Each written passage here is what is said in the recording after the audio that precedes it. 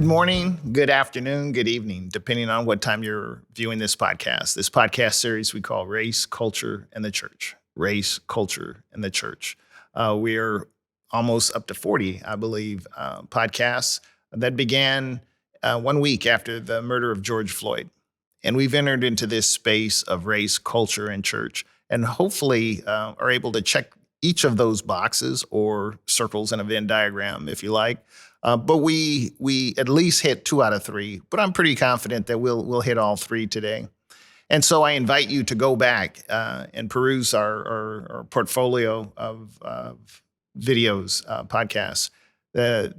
Different individuals, luminaries, if you will, have come into this space and touched on each of those areas, either individually or collectively. And I am pleased. I am pleased to meet for the first time and have into this space Dr. Jon Wedding.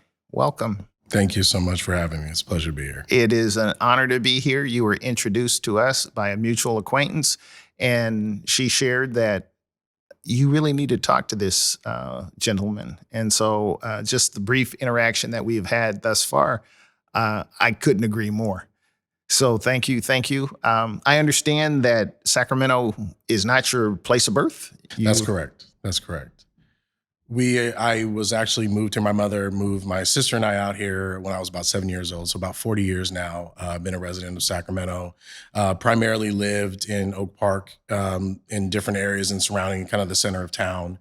Sacramento's been my home. So you've seen Oak Park. If you've been anywhere close to Oak Park, you've seen the transformation that's taken place. Absolutely. Just before we get into Dr. Wedding, from a 30,000-foot level, your observations. I have to admit it is bittersweet to see just the wonderful changes that have happened in the community. That's the sweet part, right? Seeing the growth, the commerce coming back to the neighborhood, seeing improvements, particularly along that Broadway corridor, has been wonderful to see. The bitter part has been, unfortunately, the gentrification that has come with that to some degree, because I haven't been able to see a lot of my friends and my family maintain their residences here in Oak Park. So they haven't always had the opportunity to take advantage of some of the wonderful things that have come into the neighborhood. But regardless of that, I still think it's a wonderful growth and shift that we've seen in this neighborhood. And I hope that it can definitely continues for years to come. I echo your feelings, sentiments. You're a doctor, EDD. Your master's is in? My master's is in education. And your doctorate is also in education? My doctorate is also in education, yes. Any specialty, any parenthetical subspecialty? For my master's degree, it was actually my master's thesis. It was actually titled My Brother, The Exploration of the Black Male Identity and Its Relevance Towards Education. So in that study, I examined the impact of stereotypes on the educational attainment experience of young Black men in the neighborhood of Oak Park. So that was a wonderful experience, kind of diving into, what young Black men have experienced through the educational system. And it was also very personal because, not only were there several of the participants in my study who I knew and grew up with and shared a lot of those experiences with them, it was also self-reflective in that, I had to go back and deal with a lot of those own experiences that I had in the educational system, and also had to kind of come to terms with as now an educator, but then also as someone who is passionate about making people's lives better. So what age range was it? From kinder to high school? What capture was in your study? In terms of the parameters of the study, because we have to go through an institutional review board, I kept the age of the participants in my study above the age of 30, just to kind of keep the risk lower for the experience of the participants. But in terms of where I focused the conversation, the participants really landed on high school. Okay. As kind of where, what was the most impactful experience for them in the educational space, particularly in K-12. They really spoke a lot about high school. And what was, spoiler alert, What was the conclusion of your thesis? It was that, young Black men have a very unique set of experiences, particularly the ones that they bring to school. Because a lot of times societal pressures impact how they view themselves, how we view ourselves, and really what options they believe are available to them outside of, I used a quote from Biggie Smalls in my thesis, which I'm very proud of. That's a great, if I'm very anybody proud. who can successfully conclude their master's thesis and insert a Biggie Smalls quote, that is awesome. And even my thesis chair was like, I don't know if we've ever quoted a lyric from a song before. I would say no. I would say, Dr. Wedding, you're first. And it was, you're either slinging crack rock or you got a wicked jump shot. Because oftentimes I found that the participants in my study, that's what they believed. They believed that their only opportunity or the limited opportunity that they had was based around music, sport, or illegal activity. But what they really found encouraging was that someone from the neighborhood, like myself, found a pathway to future success that was outside of those normal conventions that they feel are their only way out, if you will. And I remember after I concluded my study, and one of the participants in my study who I hadn't spoken to in probably 12 or 15 years when I reached out. And I remember his response to me was, "Oh yeah, you're the curly head kid from 43rd Street." I was like, "Yeah, that's me." Right. And he had called me one night, and it was probably 10 o'clock at night. And we didn't live too far from each other at the time. And he said he had been shot. And so he was paralyzed from the chest down. And he called for help. He said, "I can't get out of my chair and into bed. I need help." He said, "Do you mind?" And I said, "Absolutely not."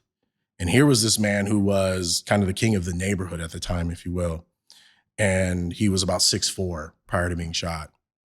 And I helped him get in his chair, get his shoes off, help him get all set up in bed so he could, turn in for the night. And he looked up at me and he said, I wish I had done what you did. I wish I had gone to school. I wish I had gotten my education." And it was such a transformational moment for me at that time, because I was still dealing with this idea that I took a pathway that maybe my friends didn't understand. And I took a lot of backlash by stepping back from my friends at the time, not hanging out, if you will, and focusing on my education. But it was that conversation that made me really start to push forward and with more confidence and with more surety of what the path that I was on. So I've got so many questions. So why is Dr. Wedding different than the person you were helping in bed? Wow, that's a wonderful question. I think first it starts with, I knew I wanted to be better than the options I only thought I had. You knew that? You knew that? Did Dr. soon to be Dr. Wedding knew that? Or was that driven in you? Did you observe it and, okay, I see choice A or choice B. Right. I like choice B. Right. I think it was a combination. I think starting with what was kind of drilled into me was really from my family, kind of going back to my grandmother, who was a single mother in 1950 Chicago with no high school education. She had 2 young kids, and she needed to forge a path to take care of her children. And by doing so, she actually became an entrepreneur, had multiple businesses within the city, within the greater Chicago area. And actually, she was a beautician for probably 50, 60 years. But she always instilled education into my mother, into my uncle. And then by, that trickle down of that importance of education came to myself, my sister, my brother, our kids. And because my grandmother is such the person who says, I am going to walk the talk, in her 70s, she went back and got her GED. Right? That transitions into the influence that my mother had. She was, born and raised in the Chicago area. She went to college in Huron, South Dakota, and she married a white guy from Indiana. And so here's this Black woman from the South side of Chicago married to this white guy from Indiana, and now has 2 kids. And so I believe I was around 5 or 6 years old. My mother was named top 100 up and coming women leaders in America. And so she knew that for her to have the opportunity to become successful, to become the person that she saw herself to be, that she had to kind of essentially leave the Midwest. And so that's what kind of transitioned us here to California. But it was that dedication to greatness, that dedication to education, and seeing, my mother really dedicate herself to her future success. She was, a counselor at Sac State, and she taught part-time at Sacramento City College. And it was, I believe, right around the start of my freshman year in high school, she went back and got her PhD. And so, like seeing that and then understand. So that informed of how I wanted to be great. And I wanted to push myself to something better. And knowing that when I was hanging out, the things that I faced and the things that I witnessed and some of the things that happened to me, I knew I didn't want. And so it was like both of these things informing how I wanted to kind of proceed and move forward with my life. I did not go back to school to become a doctor. I went back to school in hopes of just getting a better job. And through the fortunate events of people willing to mentor me, willing to care about me and say, Jon, this is what you should do. And being willing to listen to that advice is how I ended up here. As Dr. Wedding. Your undergraduate degree is in?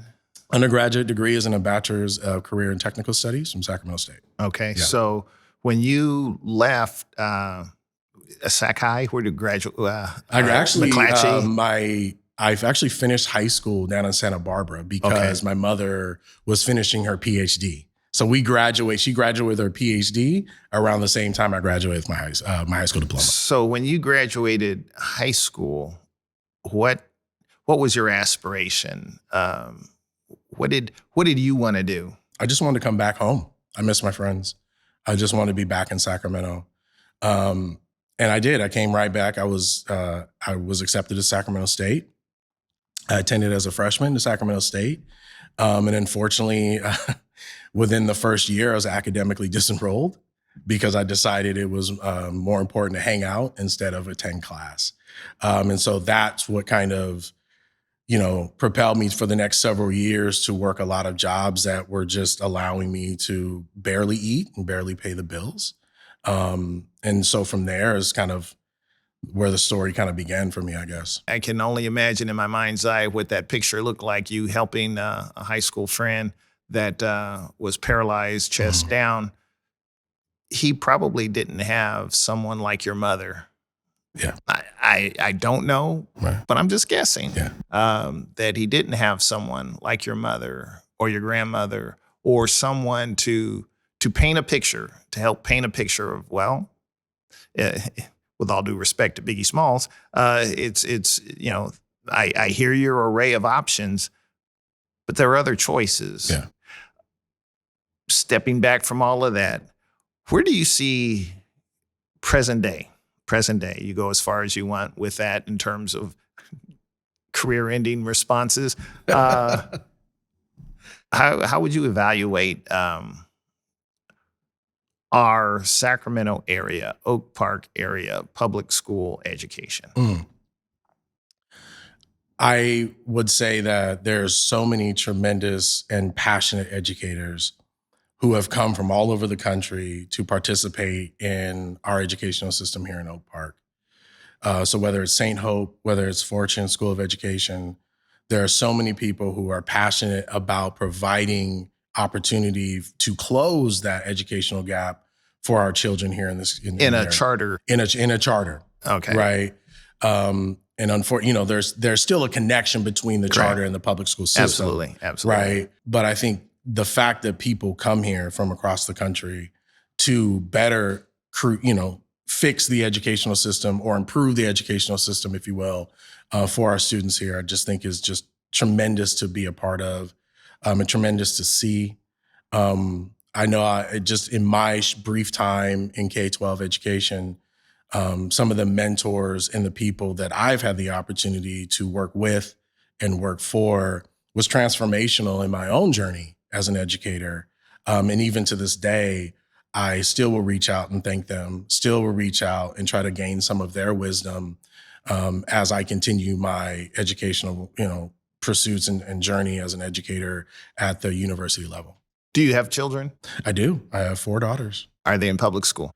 They are my youngest is in a charter. My middle is in a private school. My 2 oldest have graduated. Yeah. I only ask that to, it's too often we can identify, and I hear what you're saying. We can identify the positives, the goods. It's a great teacher. I'm public school graduate. Yeah, same. Real into high school and junior high. That explains a lot. You can always find the positives, but at a systems level, you did your thesis, doing an evaluation, if you will, of the educational system, delivery system. If they, let's take people out of this, if they were producing vehicles, would it be Mercedes? Would it be a Tesla? Would it be a Yugo? Oh, and again, I'm not necessarily, it's a rhetorical question, but not necessarily asking for an answer, but it all comes down to, what is the system producing in terms of opportunities, future? I can replay the tape, and as you were speaking, I just have so many teachers that were influential in my life that said, "Oh no, you can do better in math. Oh, you should consider engineering as a vocation." Right. Just those pivot points. Yeah. But as a system, is the system delivering in a way that it is supposed to or intended? Well, I feel as coming out, having been a teacher, I was a 10th grade English teacher, understanding that there is a lot of expectations on our educators today to meet the standards from the state level, right? And that is a lot of the pressure that our teachers and our educators face, is understanding how to meet those parameters that have been given to them by the state. Now, where I feel like there is some opportunity is oftentimes, and only speaking from my own educational experience as an educator, sure, is that oftentimes it's so structured in a way that at times you can take the creative element of being a creative person, adding creative elements to someone's thought, someone's experience, someone's work product, but also the critical thinking skills are often left off the table when you're talking about the essential need that educators have to ensure that their students are meeting these state standards. And so where I feel like there is some opportunity is to reinvigorate the idea of critical thinking into educational systems. And some charters are doing that. But then also I feel like there needs to be the additional element of creativity placed back into how students are taught, how students engage with curriculum. Because as now kind of being on the other side of that as a university professor, I feel, I've taught undergraduates, working on their bachelor's degree, master's students, and now I'm actually teaching master's students and doctoral students, kind of seeing that need to go back to being creative, to be able to think critically about what's being put in front of you. And that is so important because all the research is telling us, particularly as we're looking at the needs of the workforce in the coming decades and years, is the need for creativity, right? You want your teams and your organizations to think creatively about their work, about potential solutions for your organization. You want them to think critically about what they're dealing with, particularly if you're dealing with a community base, you're dealing with a customer out in the community. You want to ensure that you're thinking creatively about how to provide those services to people, and you're thinking critically about how to do it and how to engage thoughtfully and inclusively with people. And I feel like if, as educators from, K to college or university, if we can find a way to truly engage people creatively and have to ask our students to think critically about what they're reading, about what they're engaging with, I truly feel like that could be a monumental shift in that output. So we can go from that Yugo, right, all the way up to the Mercedes-Benz, right? So I really feel like there's that opportunity. That is exactly in your wheelhouse, Yeah. both in terms of your academic focus, but also where you're at vocationally in terms of your work with SMUD and DEBI. So you have that that opportunity to both as a potential employer and an educator to be able to have a foot in each world and be able to say, okay, I know what we need here as an employer, and I know what skill sets you need to develop here as a student to get you there. How are we doing? How is Dr. Wedding doing? It's good. It's great because I'm able to take that practical application that in the work that I do at SMUD. So whether it's diversity, equity, inclusion, whether it is doing work, with some innovative tools about how to engage your workforce, but then kind of going back and being able to have those conversations with my students, and then also being able to look at what's happening current in terms of research, in terms of what best practice organizations are putting forward. So how those marry together has really kind of made me a nerd about this stuff, about how do we prepare our workforce. About you say nerd, I'd rather say an expert, or someone who has the ability to be prescient about where we're going. Yeah, absolutely. A navigator, if you will. Yes, definitely on that journey in terms of that navigation around what's coming, right? What do we need to be prepared for? What do we need to anticipate for our organizations? What do we need to anticipate in education? Because both have shifted tremendously since 2020. And so the needs of the organizations, both, the institution of education, as well as our organizations, they both have shifted quite a bit. And so for me, it's understanding what is it that we can prepare our teams and our people for, but then also coming out of the educational space, what's really happening at an organizational level that I can provide insight toward for my students, for my colleagues, so that we can kind of start making sure that we're kind of meeting in the middle. So let me go back again, Dr. Wedding, at the risk of being very redundant. Is the educational system producing or preparing our kids and my grandkids for the future that we don't quite know, because it's the future? I think in some instances there is evidence to show that our educational system is preparing kids for the future and what's happening. And unfortunately, it's not happening always at a public school level that everyone can access. And so I think it's an accessibility question as well, because I know there are some instances and examples at charter schools and private schools where you are seeing that happen. But when you're seeing like those truly public schools outside of the charter system, public schools that aren't doing it at the same level or aren't doing it at the same rate. So I think it's really situational, right? And I know that's probably not a direct answer, but okay, education. Situated then in the 95817.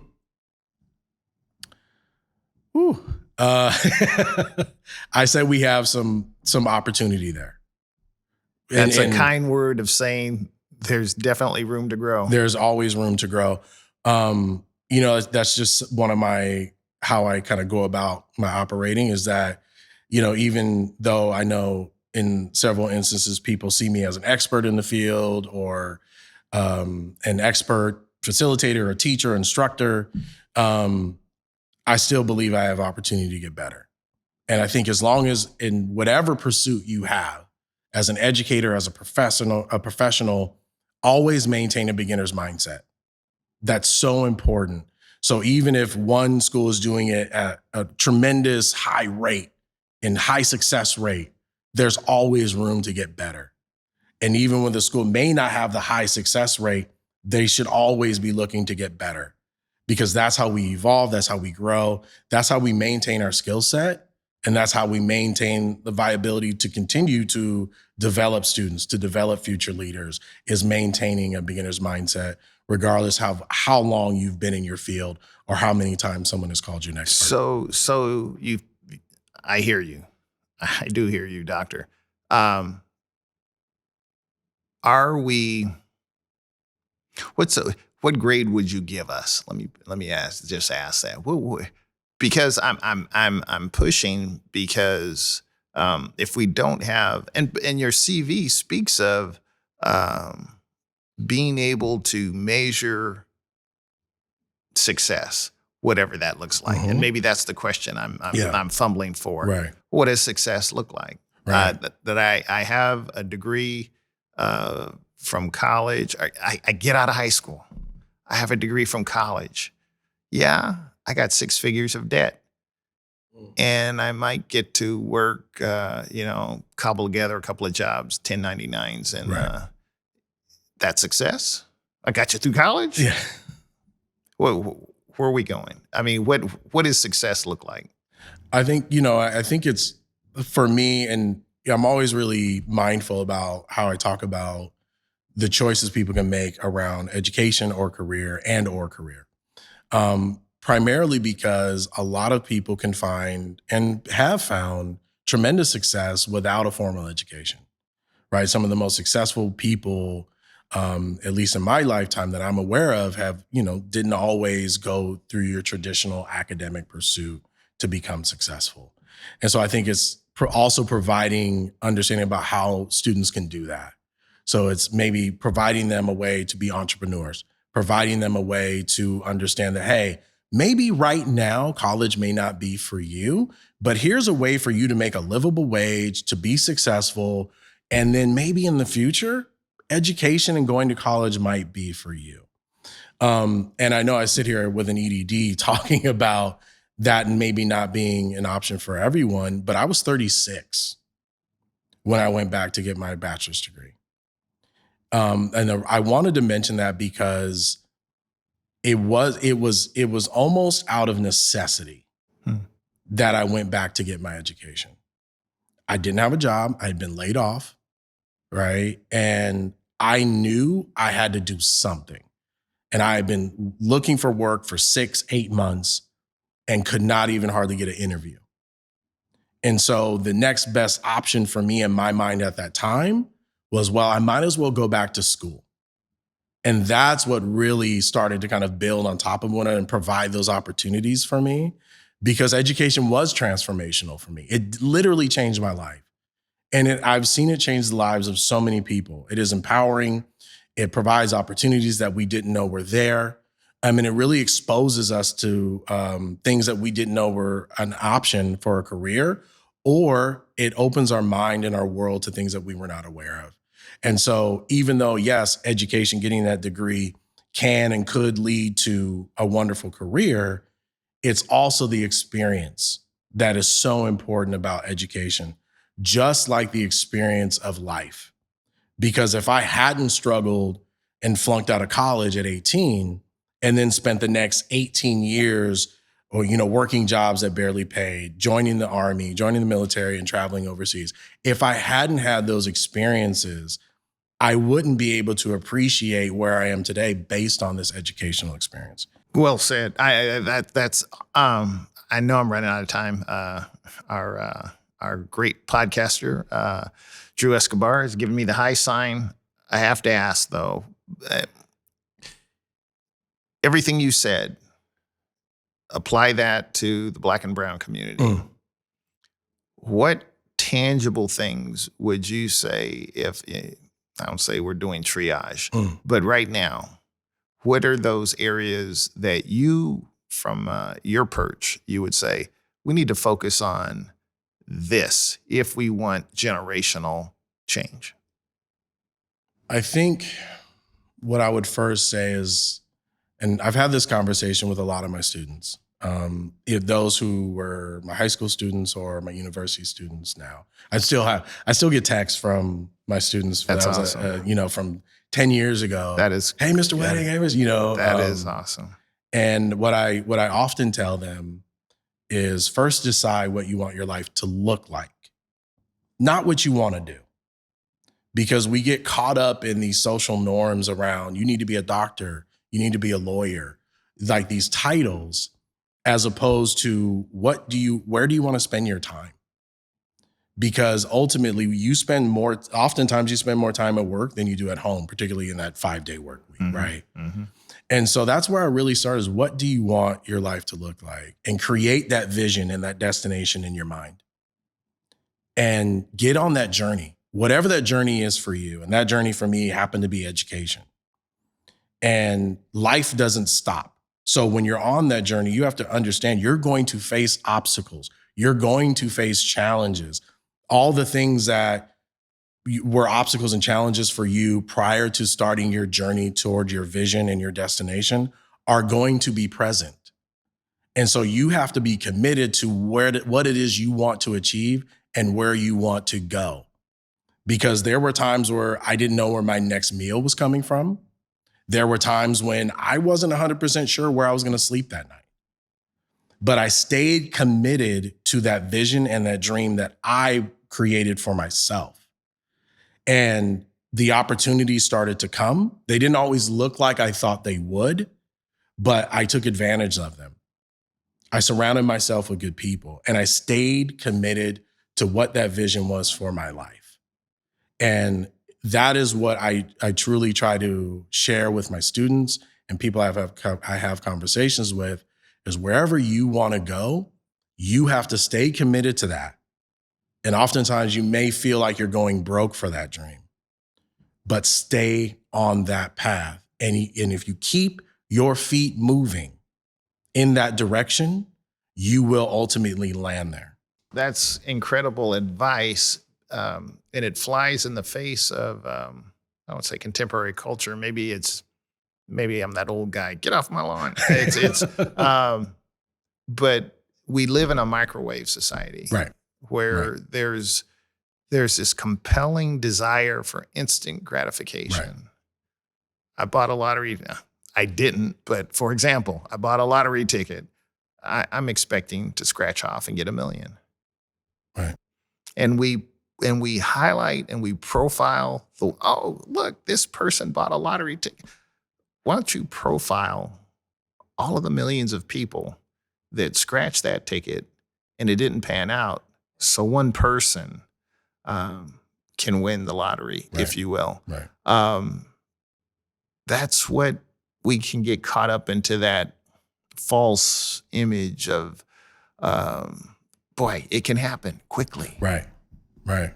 But to be committed to the vision in the face of opposition, particularly if you're pulling all-nighters and you're studying, it's like, where am I going with this? How is this going to pan out? I don't know. Dr. Jon Wedding, thank you so very, very much for entering into this space. Since this is our first time meeting, I have to ask, you're willing to come back into this space? I would be more than honored to come back into this space. I truly enjoyed this conversation. Hope to have many more. It went really fast, but I hope we can continue this in the future. We will. With All right. your words, we will. Absolutely. Thank you so very much. Thank you.